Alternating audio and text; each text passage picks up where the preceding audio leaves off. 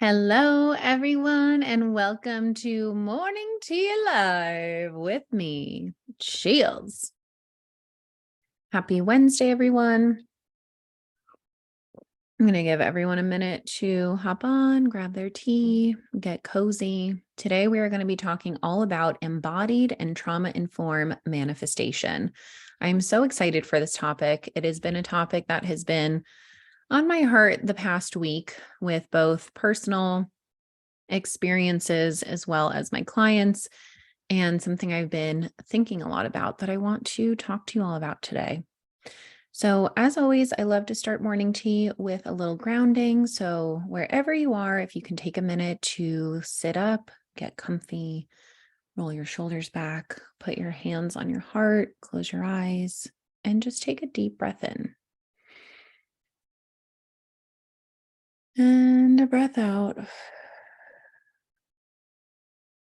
And just noticing what's happening in your body right now. Noticing any sounds or distractions in your environment.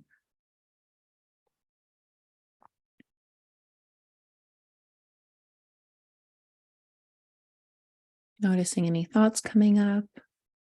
And just imagine placing each thought on a cloud in the sky, watching it float away, knowing you can always come back to it if you need to. And then returning your focus to your breath.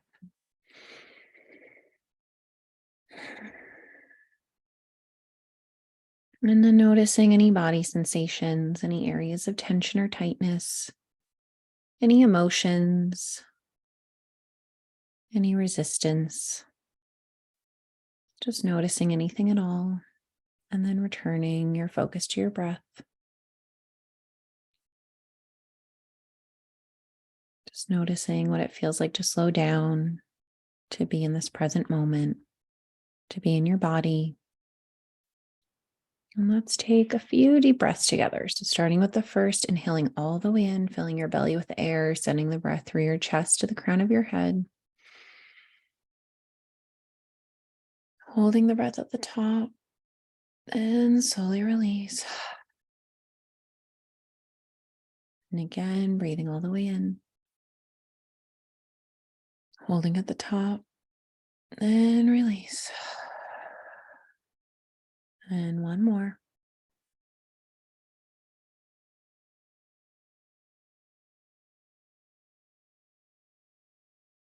And when you're ready, you can slowly start to take any small organic movement just to gently wake the body up. Maybe some neck rolls or some side stretches. Oh, whatever your body is needing. All right. How did that feel for everyone? Feels so good to breathe. We forget about the simplest gifts in life, like being able to breathe. Okay. So, embodied and trauma-informed manifestation. So, I am someone that has done a lot of courses on manifestation. For those that have been following me for a while, Amanda Francis is one of my idols and my mentors, and she is all about manifestation, manifesting money, manifesting a dream partner. Just she's a manifestation queen. And whenever I've done programs like her program or the Manifestation Babe or any other type of manifestation program, I do all the things that they say to do. And then nothing really is happening. So I'm like, what am I doing wrong? And if you're listening to this, I imagine that you also maybe have experienced struggles with manifestation where you're doing all the things you're told to do. Like imagine the thing already being here and happening, imagining how it feels in your body, sitting with that high vibration emotion, visualizing, saying the things out loud, all the manifestation tools that we have been taught. And if you're like me, you know all those things, you do all those things, and yet sometimes the thing is not able to manifest. So why might that be?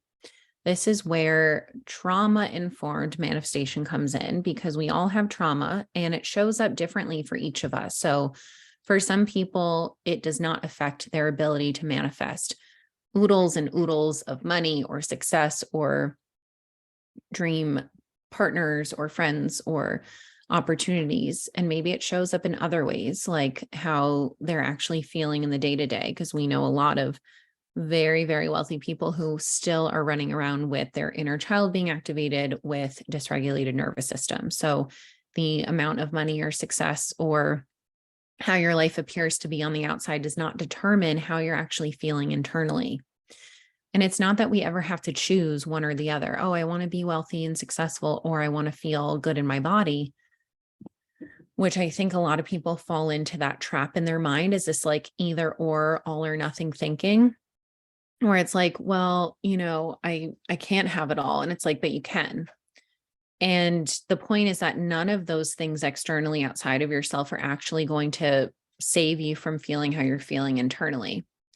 But the beautiful part is that if we combine manifestation with processing trauma, we get to actually manifest our dream life while feeling how we want to feel in it, without our trauma sneaking in and showing up sideways in different ways that we're not even aware of. So I'm going to share a little bit about my manifestation experience before and after this trauma healing journey. Before starting this deep nervous system healing work on myself, I was able to manifest a lot of things. So when I was living in New York, I was doing this fitness program with a contestant from The Bachelor show. Her name's Crystal Nielsen. Shout out to her. And I was doing her fitness program, and she had us do a power hour every morning where we did dream journaling. So we would write out in our journal every single dream that we wanted to come true. And every morning in Long Island, when I was living in my step-grandmother's house, I would write in this sparkly gold journal that I got from Francesca's. And it was like it's my favorite journal I've ever had. I've not been able to find it again, which I'm very sad about. And I would write, I am grateful for passing my law and ethics exam, finding a beautiful 1-bedroom apartment in San Diego, finding clarity around my relationship that I was in at the time. What else? Those were kind of the top things that I was manifesting. It was my move from New York to San Diego and what I needed to do to make that happen. So in order to be able to work as a therapist in San Diego, I needed to pass the law and ethics exam for my associate clinical social worker registration. And then I also needed to find a place to live. And then I also needed clarity around my relationship, because it was really such a confusing time in my life where I had met this man that I thought I was going to marry, but then it was right before I was supposed to move. And I was like, what is happening? Universe, what is up? Like, what is this supposed to teach me? What are we doing here? Please inform me. I need to know the plan. So I wrote that every morning, along with some other things around fitness, around health, around wealth, around my family, around my friends, just like really getting clear on what I wanted my life to look like. So I did pass the law and ethics exam. And the irony is that the day that I passed that exam was the same day that I met this person that I thought I was going to marry. And so I was like, what's up, universe? You have this thing that's guiding me. Like, you're confirming, yes, California, you passed this exam, you're ready to go to California. But then you're bringing this person into my life in New York that is not coming with me to California. And so it's very, very confusing. It was a very tumultuous time in my life. And one where I really had to practice the art of being with the unknown, of trusting that I didn't know what was going to happen, but I had to just stay in the present. So whatever reason I was meant to meet this person the same exact day that I passed my law and ethics exam. Now I have a feeling of why, because this person was meant to serve a really important purpose in my life. And they did. And now it's almost like that relationship helped serve me in getting to San Diego. So it was all part of the manifestation of this dream coming true. And then in terms of finding a 1-bedroom apartment, my friend Julia who owns the company Kindness Gems. You guys see me post them all the time. They're amazing. Go check them out. She FaceTimed me one day and she said, I'm about to go view this apartment for you. Let me know if you want it. So this was via FaceTime. I was not even in San Diego yet. I was in my grandparents' apartment on the Upper East Side of Manhattan. And she FaceTimes me. I'll never forget this. And all I see is her walking up the street, and there's this fence. And behind the fence is the ocean. And she's just showing me ocean, ocean, ocean, ocean. She turns the corner. There's like this beautiful row of plants and trees and nature. And then she goes a little bit further. She opens the door. It is the cutest, brightest 1-bedroom apartment where you can literally hear the ocean and see the ocean from the bedroom window. And immediately I was like, fuck yes, I want that apartment. I don't even need to see it in person. I've seen enough. Let the landlady know I am in. And so I manifested this dream apartment on the ocean. It was literally, or like a driveway apart to the ocean. It was just amazing. It was so, so perfect for my first ever apartment in San Diego. And then eventually I did get clarity on my partner as well. So all of these things were happening. And so I was able to manifest by writing, by feeling, by doing all the things to a certain extent. But then when I started wanting to manifest things, fast forward, I'm now in my business a little over a year and a half into it. And when I start manifesting things for my business, I start noticing blocks. So I was like, okay, before it worked, I wrote down all these things. I felt them in my body. I focused on what I wanted. And those things showed up, passing the exam, getting, that was one of the other things I wrote, like getting a great first job in San Diego, which I did. I got a great first job in San Diego. I also got a job working for Kindness Gems and helping Julie out with wholesale, landed an incredible wholesale deal at one of my favorite stores here. So things were happening. The manifestation practices were working. I was turning into a really amazing manifester. I even had this picture that's behind me hanging up in my office in Long Island, and I would visualize being at the San Diego beach. And then my desktop screensaver on my computer was a picture of the San Diego ocean. Exactly the type of pier that I have in my town now. So I had this, I was viewing it every day. And I was like, I'm going to be there. I'm going to be there. I'm going to be there. I'm going to make it there. And I did. So here I am thinking like, I'm a pretty badass manifester. I'm like, I've manifested a lot of cool things. But then what happened was I got to the certain level where I'm like, okay, I'm manifesting the things. But then with my business, I started noticing a lot of blockages. So my mind would say one thing, like, I want this, but then my body would be feeling something completely different. And when we have unprocessed trauma, it can block us from feeling safe to receive things. So I knew wholeheartedly that I wanted to move to San Diego. It was scary moving away from my entire family, especially with an anxious attachment wound. Talk about fear of separation and abandonment, but I did it. And I was so clear on that. But there was something different about me fully feeling safe to receive what I wanted in my business. It was something that I was creating myself. It wasn't just like this destination of like, I just have to get on the plane and get there. And then I'm there and it happened.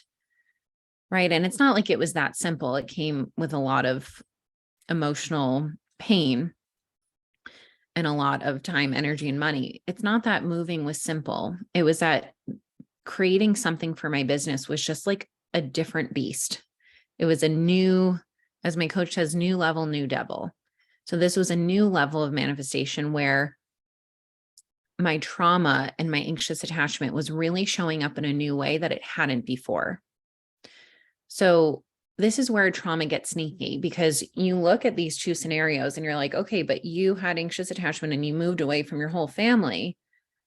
But then when you're trying to manifest things in your business, like filling a group or hosting a retreat or attracting, aligned one-on-one clients or whatever that is, that doesn't seem to be as obvious with the anxious attachment as moving across the country for my entire life.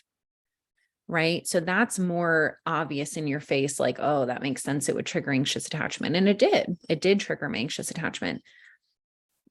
Manifesting things in my business triggered the anxious attachment in a very sneaky way where I didn't realize what was happening. So I'm going to share with you kind of the cycle that I would go in and how I realized later on what was actually happening. So the cycle that I would get in my business is I would get really clear on what I want. So I write down a lot of my dream schedule, my dream amount of clients, my dream rates. Like I do the same practices of writing it down, feeling it in my body, holding the vision. But the difference is that with something like me moving to California, it was me being in control, essentially. It was me deciding, oh, I can book this flight and get on the plane and get there. It was me being in the driver's seat. With my business and creating these groups, there was so much fear, very subtle fear around this release of control, because what's in my power and in my control is that I can create offerings. But what's out of my control and out of my power is, are people going to show up for them? And what I realized is that this triggers such a deep wound for little me of people not showing up, fear of, people showing up for me. And so then what happens is I launch an offer. I have this clarity around what I want, the vision for it, my why, my intention behind it. And then I'm in the unknown. I can't just hop on a flight and get to the destination right away. I have to sit in the airport for a while and wait. I love how I said airport and there's a plane flying over. So imagine the analogy of the airport is like sitting in the void of the unknown. I can't just say, okay, I'm going to hop on this flight. I'm going to go to the front desk and book this flight. I have to sit in the unknown and hold the faith that people are going to want to jump in these containers. And when you're doing this for the first time, or even the second time, or even the third time, it's not that the fear necessarily goes away. It's that if you've done this more than once, and any entrepreneur can relate to this, you're able to remind yourself, oh, I've done this before. And yes, it was scary. And yes, you didn't know if anyone was going to want to sign up or join. And they did. And so if they did once, they can again. But each time it's like bringing up deeper and deeper layers of this abandonment wound. And it's being able to sit in the void of the unknown while connecting back to what's in my power, which is my why, my intention. Why do I want people to join this? Why do I want to do this type of group with someone? And the hard part is that you have no control over the how, the when, the who. You have no control over that. So someone can say, I've had clients where they've said yes on a discovery call, and then they weren't actually continuing. And so then steady, shh, the dog's all barking. I mean, what's a podcast episode and a morning tea episode without the dogs barking? So I've had clients who say yes, and then they back out. And then, it's like, again, there's so much release and control that needs to be done in order to fully surrender to just believing and connecting back home to you and your vision. So the cycle I would get into is I would launch this offer. I would feel clear in my vision, clear on my why. I would get so pumped about it. And then I would have to be in the unknown waiting period. I would wait. And somewhere along that waiting period, the fear and the abandonment wound of will people show up for me started surfacing. But it was so sneaky that it wasn't obvious at first. And the way that I noticed it was that all of my addictive behaviors would come back. So I was in this frenetic, like sympathetic nervous system state where I was scrolling more on my phone. I was mindlessly snacking. I was just in go, go, go mode. I was avoiding myself because it felt like if I'd slowed down, I wouldn't be safe. And then you take that fear, it's this perfect cocktail, because then you have so many people on Instagram bombarding you with their way, right? Oh, you're struggling to get clients. Here's a way. Oh, here's another way. Here's a better way. Here's the way. Here's the best way ever. And so then your brain is getting hit by all this dopamine of like, oh my God, I can do this guy's program and he's going to help me have a flood of clients to my door. And it got to the point where my inner child wanted external saving so badly, and sitting with this unknown and the fear that it was bringing up for me, that my coach and I agreed that I was going to mute the stories of like 99% of the business coaches that I followed, because I was getting sucked into it. I was like, oh, if I join this person's program, they're going to save me. If I join this person's program, they're going to help me with this. And I wasn't coming back to myself and my why and my power and my belief and my faith and my ability to sit in the void of the unknown, which, as my mentor says, makes you the most powerful person in the world. And it's fucking terrifying, especially when money is intimately related to our survival. So this isn't the same as a 9-to-5 where I'm getting a paycheck no matter what clients are showing up for a session this week. This is, oh, if no one signs up for my groups, I may not be able to pay my bills this month, right? So fear sets in and you go into survival mode. And I am immediately aware of like, oh, I'm in survival mode right now when I notice these behaviors coming up. And I can tell myself and I can fool everyone else and be like, oh yeah, I'm holding my vision. But you can't fully hold the vision and be in the unknown if you're in survival mode. Because if you're in survival mode, your body is going to be just focused on surviving. And so that's why it shows up of like not being able to get still, running around and jumping. Like I would go on my phone and jump from Slack to Voxer to Instagram to checking emails to, Sky down. And I would just go back and forth between all these apps. And I was like, what is going on? Why can't I just get still with myself? And so basically the point in the cycle where I could choose external saving, I could choose this impulsive investment of like, oh, I'm just going to spend all this money and go into debt for it so that I can get saved and this person can show me the way. As soon as I do that, the cycle continues because I haven't learned the lesson yet. The universe wanted me to learn the lesson of noticing that urge, the external saving, and instead of choosing that option, coming home to myself, not acting on the impulsivity, because when you're in fear, when you're in survival mode, you can get impulsive. And this has happened with me before where I'm like, okay, I'll just buy this course or I'll just learn this thing or blah, blah, blah, blah. And then I get all frenetic in my body. And so as soon as I'm able to release that urge for external saving and come home to myself and just be with the fear and process the fear and allow it to move through me and come back to safety and show my body, I do not need to be in survival mode. Worst case scenario, no one signs up for this group and I can't pay my bills. Luckily I have, and not everyone has this. So I'm very, very grateful and lucky for this. I do have people I could call where they would help support me. I do have a plethora of credit cards that support me. I do have a lot of family and, I just have support. I have a lot of support. And that is something that I don't ever take for granted. But when I'm in survival mode, sometimes my body forgets that.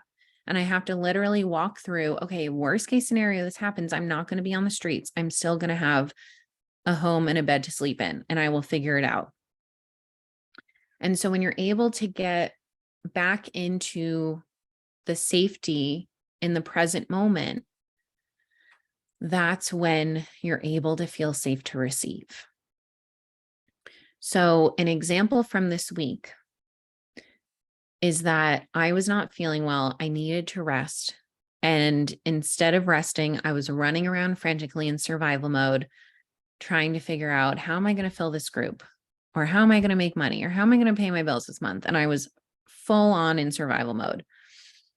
And I realized I need to give myself rest. And if I take a nap, nothing's going to change in an hour.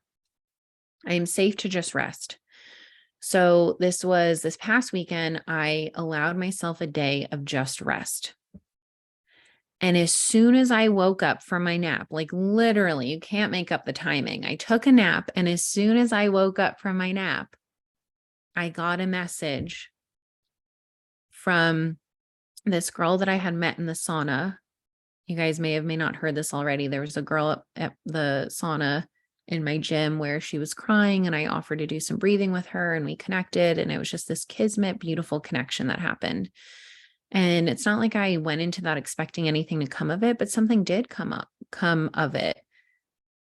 She was struggling with anxious attachment. I told her I have a group for anxious attachment. We hopped on a call. It went so beautifully. And as soon as I woke up from that nap, that is the moment I received the message from her saying that she wanted to join my group.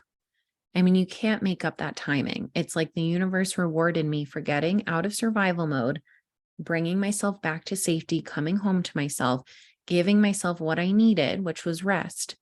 And then it rewarded me for that. The same thing happened the other morning. I set the intention of, I'm not going to have my phone out this morning. Instead of waking up and grabbing my phone, I'm going to wake up, put my hands on my body, breathe, and I'm going to take time for myself. I did my power hour. I did my juicing. I did some journaling. I did an abundance chant. And literally right after I finished the abundance chant, because I wasn't on my phone, because I was connecting to me and my why and my intention, I looked at my phone and I had gotten a Stripe notification that one of my clients had paid.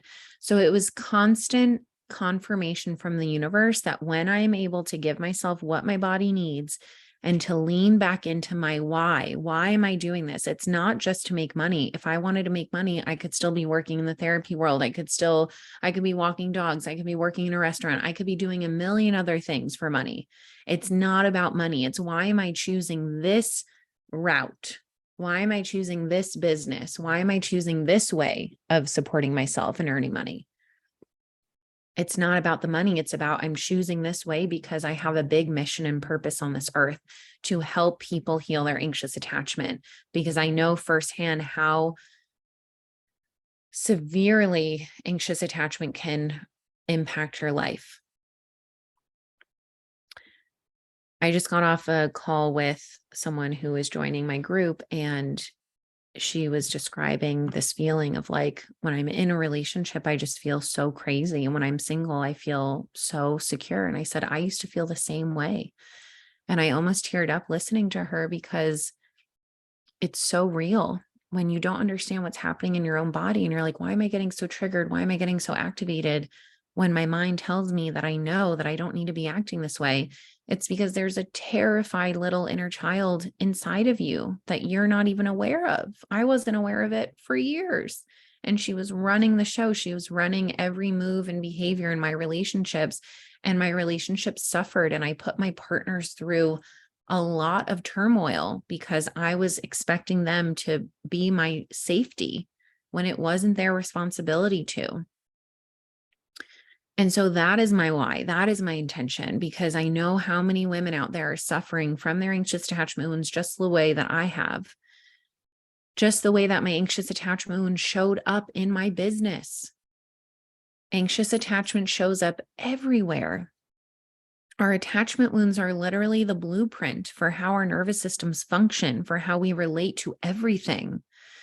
So it was showing up in my business with having to release control and me trying to control, being like, okay, this person's going to join and this person's going to join, and I can see who's going to join. And so it can feel safe. And it's like, no, I have no control over that.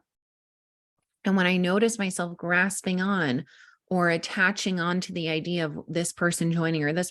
I have to bring myself back and say, you are safe to release control. What is coming up for me right now? And just spending some time with that. And when we're able to tend to ourselves and tend to little us and tend to the activated anxious attachment wound that's getting triggered, that is when the abundance shows up. That's when the manifestation actually comes to the physical realm. And this has happened so many times with me that as soon as I process the fear and sit with it and connect back home to me and reconnect back to me, that is when movement starts happening.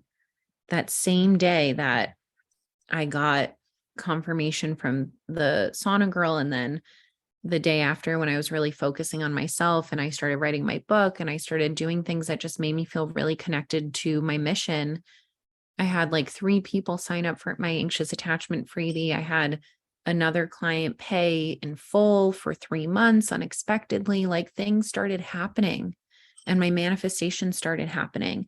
And now I look at my schedule where I had manifested doing these 4 groups and reshifting my whole schedule so that I can really focus on creating things that light up my soul, like writing my book and doing this course that I started. And it's allowing my business to work for me rather than feeling like it's running me. And now I'm seeing these manifestations come true. And I still don't know all the things. I still have spots left that haven't been filled. I still have a lot of unknowns to sit with. And if you are an entrepreneur and you do not feel safe to sit with the unknown, your business is not going to be able to expand in the ways that you want it to. So we first have to tend to that little inner child that is feeling so scared to be in the unknown because the unknown feels so incredibly unsafe for her. And being able to sit with that, tend to that inner child, and relate differently. So if relating the same way before would have looked like, I'm going to just frenetically run around and DM everyone and announce from the rooftops about this group and blah, blah, blah, blah, blah, like go, go, go, go, go mode. And that leads me to feeling defeated, exhausted, burnt out, fear.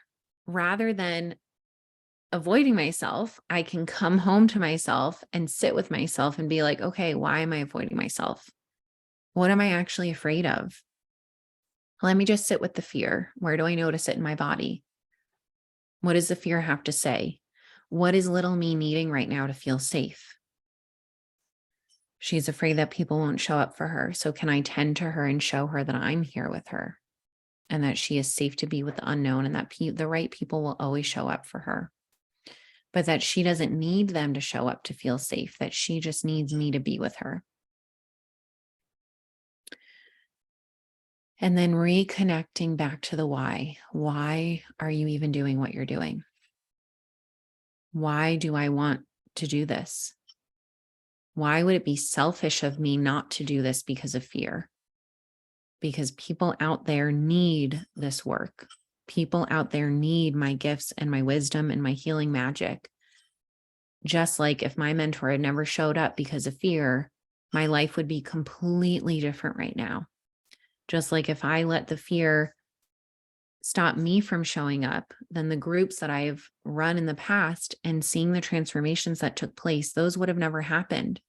So we can feel the fear and do it anyway, but we have to first feel it to heal it. We cannot allow the fear to run and drive our behavior subconsciously, because that is not adult you. Adult you is able to be with the fear. Adult you is able to be with the fear while also holding the vision and connecting back to the intention behind the thing, rather than just going through the motions of like, oh, I need to launch because that's what we do in business. No, like, why are you doing this?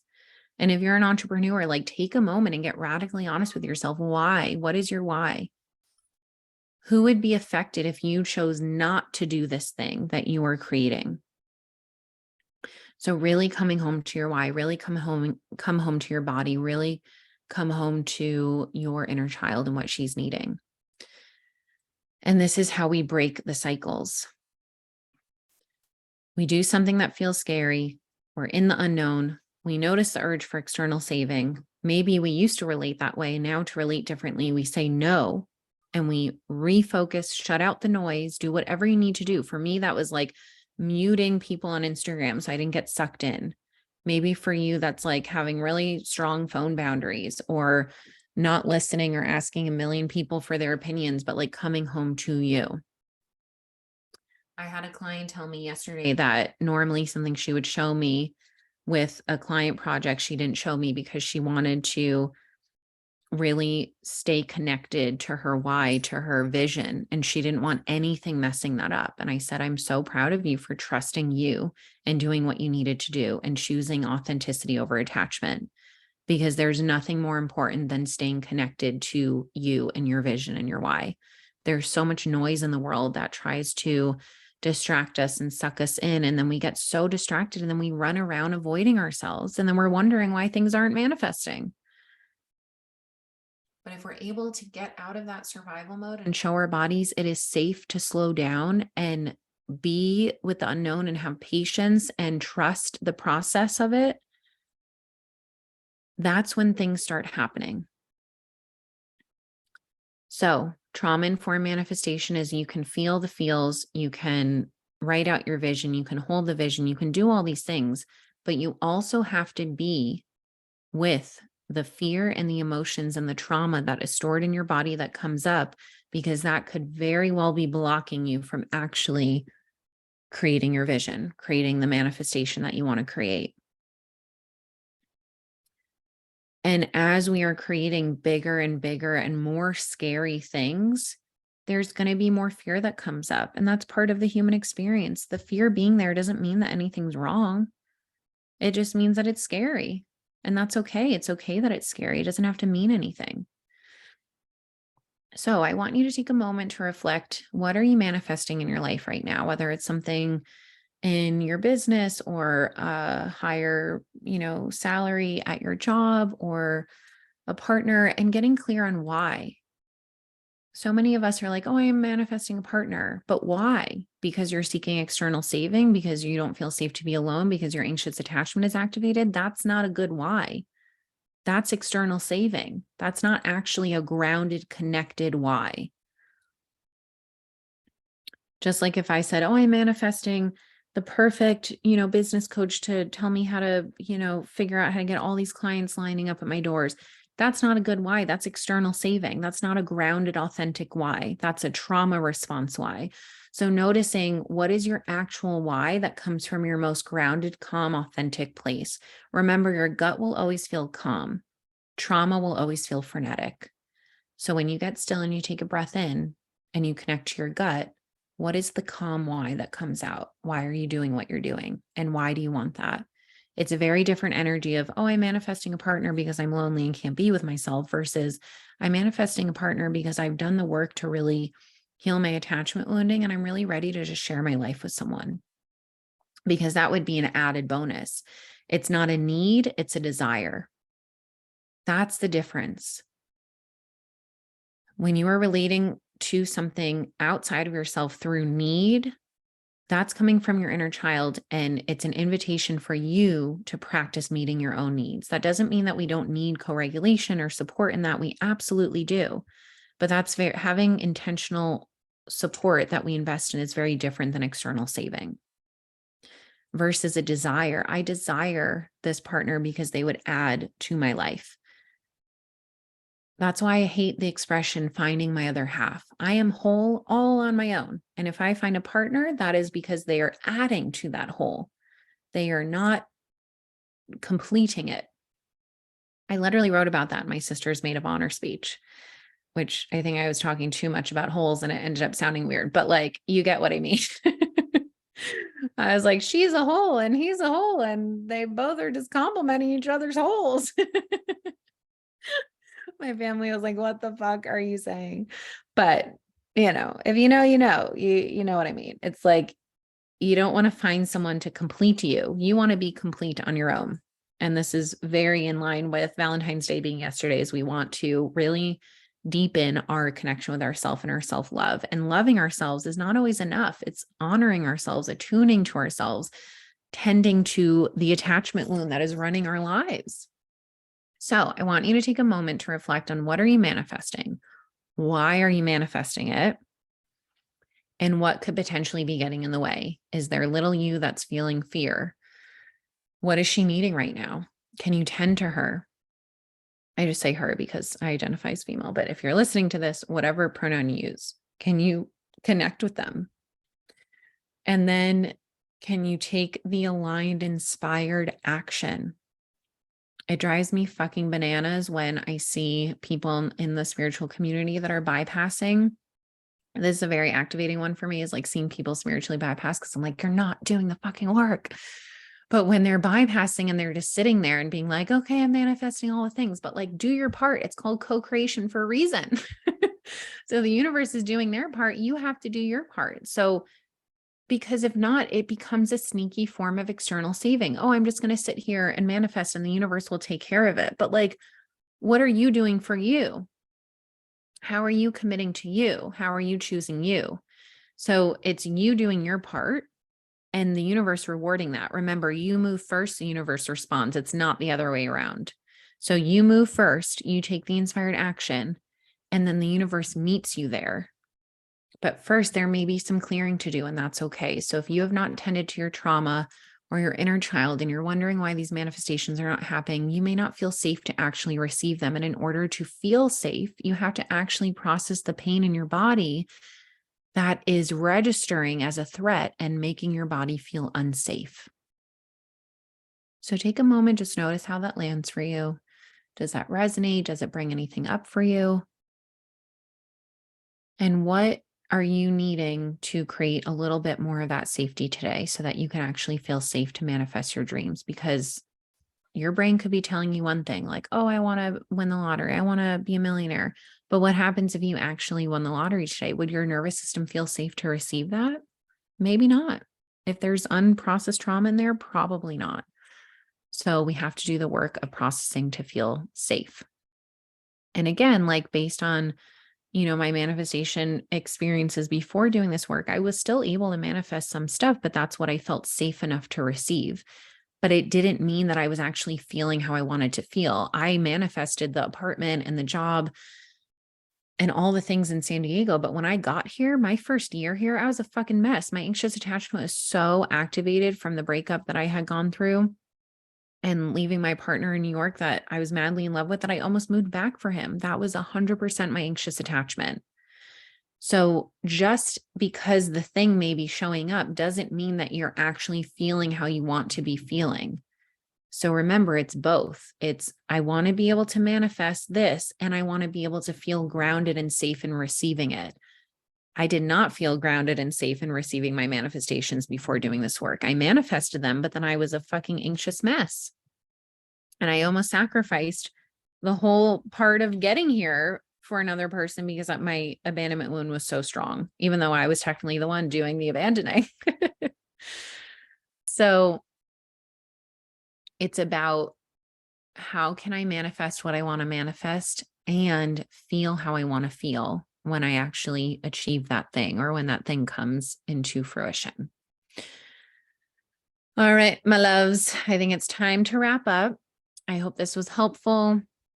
If you are looking for support in processing your pain, there are still some spots left in my group, Come Home to Yourself, where we process your activated anxious attachment wound and fear of abandonment and allow you to feel safe to receive and create your dream life, a life beyond your wildest dreams.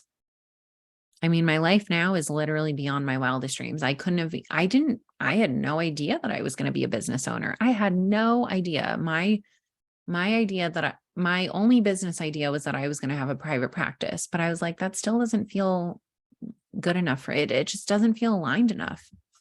Something about it felt like I would be settling. So that could have been portrayed as my dream life, but because I actually did the work to heal and feel safe to create my life, it ended up being better than I could have imagined. This business that I have now is literally beyond my comprehension. And so it's not just about creating a life where you're regulating and you feel okay enough. It's about feeling better than you thought you ever could, because you were so innately worthy of that. And don't you forget it. All right, guys, have a beautiful day. Thank you for joining. And tune in for the next morning tea every Wednesday, 10:30 a.m. Pacific. And my DMs are always open if you want to come say hello on Instagram. That is where I hang out most of the time. I tried the whole TikTok thing. I don't know about that one. It's gonna be a long road for me with that. So Instagram's the way to find me. I hope you guys have a beautiful day. Always take time to come home to yourself and to feel it, to heal it. Love you all so, so much.